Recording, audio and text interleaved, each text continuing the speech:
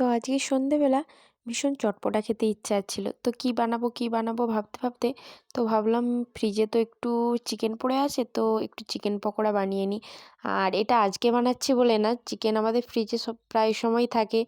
তো আমরা প্রায় সময় চিকেন পকোড়াটা বানিয়ে খাই। আর সেটা যদি হয় আমার নিজের হাতের তৈরি, তো আমার আর কোনো কথাই হবে না। তো মাম্মামও তো চিকেন পকোড়া খেতে ভালোবাসে। তোমরা হয়তো অনেকেই ভাবতে পারো যে ওইটুকুন বাচ্চাকে চিকেন পকোড়া দেয়।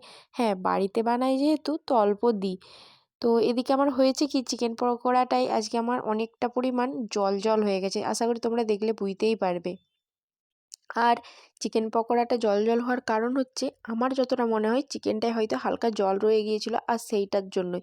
তো যাই হোক, আমি এদিকে আদা, রসুন, ভিনিগার, সয়া সস আর ডিম আর কর্নফ্লাওয়ার দিয়ে চিকেনটা কিছুক্ষণ ম্যারিনেট করে রেখেছিলাম।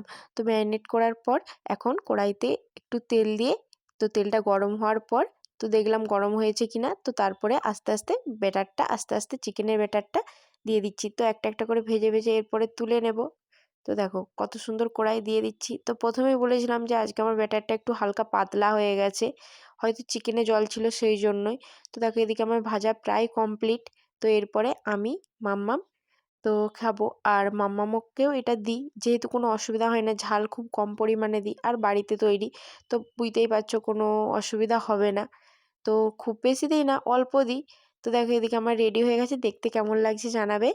আর আশা করি তোমরা দেখে বুঝতেই পারলে যে আমি কীভাবে বানিয়েছি। তো ভিডিওটা এইটুকুই। তো কেমন লাগলো সেইটাও জানাবে। আর এদিকে মাম্মাম খাচ্ছে। টাটা।